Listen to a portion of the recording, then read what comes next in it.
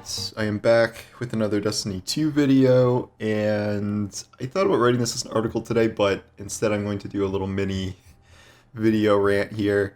Um, I'm getting pretty tired of champions at this point.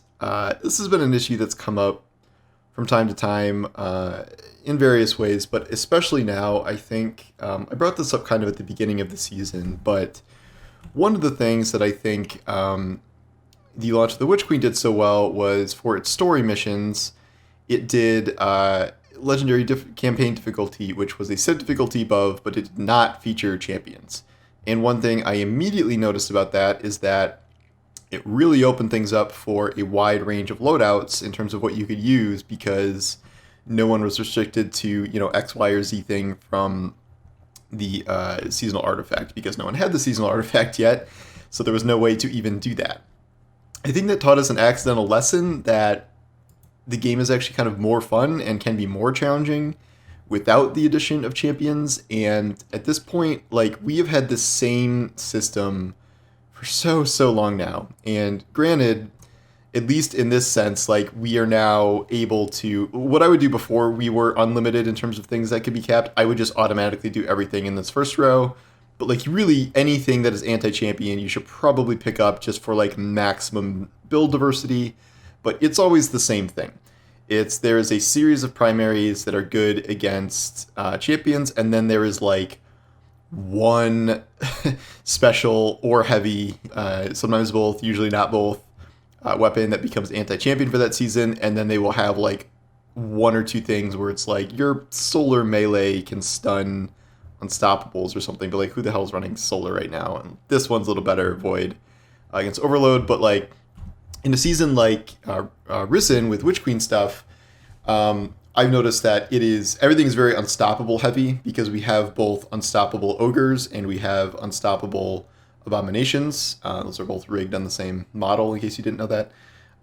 And especially in something like Psyops, there are 5 unstoppable ogres and in every map compared to maybe one barrier knight, and then the barrier knights you can just burst down, but unstoppables are I think I get killed by, or me and my teammates get killed by unstoppables more than literally anything else in those runs. And then obviously there are champions across all other places too, including the new strikes in terms of nightfalls, and then in the raid there are at least some amount of champions. There's not a ton of champions in the raid, and with 6 people in the raid, at least you have kind of more people around to have anti whatever you need at the moment. We've slowly evolved in things getting better, where now that these are armor mods, at least, you have unstoppable pulse rifle, and now it's not something you have to slot into your gun itself, and you can have, that means exotics can be anti-unstoppable too. And yet, it is still so limiting, because, for example, in the unstoppable thing, it's, unless you're running a glaive, you're either running double primaries, so you can get both kinds of champions, because Lord knows you can't rely on, your other teammates to actually be running things, or you're one of those people who are running either no anti-champion mods or one maybe, and then you're just trying to damage burst the other one down. I've played what I've just been saying screw it and trying to level weapons that are not in keeping with the current champion meta. I've had many situations where we're all just beating on this unstoppable ogre because no one brought anything anti-unstoppable. And I'm very tired of getting in this situation where I don't really find champions kind of a good realization of difficulty. And I think Destiny's most difficult activities are fun because of the different types of challenges they pose. I think, for instance, Lucid Hive are, I would say, generally speaking, they're not as good as champions. I mean, outside of when you're getting one shot by a throwing shield or something, but at least, you can take those on kind of however you want. And it might help to have suppression or something like that, so you take them out of their supers. But besides that, you do not need a specific weapon type, and you don't need to be running a hand cannon and a scout rifle or something at the same time in order to take on both kinds of things in a given activity. And I think we saw that realized in the Legend campaign. The Legend campaign was difficult because we were underpowered for it. We were not fully geared up, with all our new builds yet, and we and we did not need to do this having champions. And I think something like contest mode raid is difficult again because of those kinds of restrictions. And like even if a couple champions slide in there, that is not the main reason. And I think we need to keep pushing toward even more flexibility. It is hard for me to say that they're just going to like take champions out one day. I think they have leaned so far into champions at this point that we're kind of pot committed to them. But I think we need more than like a single special weapon that does one of the three antis in a given season. I would love for there to be at least 2 or 3 of these plus a heavy maybe. And I don't think the solution is necessarily just like periodically giving more and more exotics anti-champion capabilities. We've started to do that. Like obviously Arbalest is now pretty top tier because it's anti-barrier. If you're trying to go anti-unstoppable, I think did they make Bastion anti-unstoppable? I can't remember anyone actually using that, but I think it exists. And then the Leviathan's Breath Bow is anti-unstoppable, who is going to spend their exotic slot on that? In terms of actual armor, this is my hunter, but on Warlock, the new boots will make all of your attacks anti-overload, except it gets screwed up if it mixes with another mod type. I had an anti-barrier Le Monarch, which did not stun overload champions in there because it's screwed up because there were 2 different things at the same time.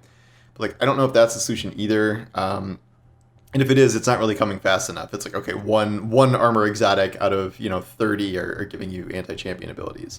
That's like the main reason I don't like champions, but there's also a secondary reason. And that is how champions are being tied to rewards. We've seen this for a very long time in Nightfalls, where you try to get gold you're trying to get platinum, really. So platinum means you have not skipped any champions. And if you do that, you are eligible for the highest tier of rewards. But if you get gold, it I don't know what it does to your percent chance, but it really, really lowers it. And as far as I can tell, there's essentially no mercy rule here. If you miss a champion, and that can sometimes mean even a champion wanders off the edge, or a champion gets glitched, or a champion doesn't spawn right, or if you just blow by it, you're getting gold instead. And this has happened so often, and it pretty much makes an entire run pointless. The problem now is that we also have this in the weekly story mission. So this also has champion difficulty, and this is one of only 2 places where you can get Ascendant Alloy. And this is, I would say, less intense than Master Wellspring, because, just at baseline, there is a 1550 version of this, and there's not a 1550 version of Wellspring. So if you're not trying to play around in Master at that level, this is really the only place you can do it. But pretty much every time we've had one of these missions, there is always now some champion that spawns in some easily missable place. And so if you are with a random team, which you probably will be on a 1550, it doesn't have matchmaking, but it might as well have, and you're not really on a mic for this if you're playing with randoms. Last time I was running these, it was in the Ghost mission where the boss would get down to 20% health and one final champion would spawn, and then naturally your team would just burst down the rest of the boss's health and the champion would despawn and you get gold. And that is usually the difference between getting an Ascendant Alloy and not getting an Ascendant Alloy. This week, I haven't run it yet, but I hear there's one, I think it's near the end, where people are just blowing by it in one of the sections and either not realizing it's there or just skipping it. And it takes multiple runs to get people to understand that there is a champion there that you are going to miss. I remember, I think in Inverted Spire, where they put a bunch of champions underneath one of the platforms that you just never ever would go to in a normal strike run, and people were missing that for a long time. I don't like that as a mechanic. There needs to be some sort of kind of mercy rule where it's okay, if you miss a champion or 2, we're not going to take away your highest tier of rewards. I don't really even like the gold, silver, whatever system. I think if you finish it, you should just be able to win. And if they want us to fight champions, they can wall off sections where the door or whatever doesn't open until you've killed the champions. But placing them at the very, very tail end of boss fights, or placing them in an open world zone that you can just miss them if you're on your Sparrow or something, that's BS. And I don't like that, and I wish they would stop doing that.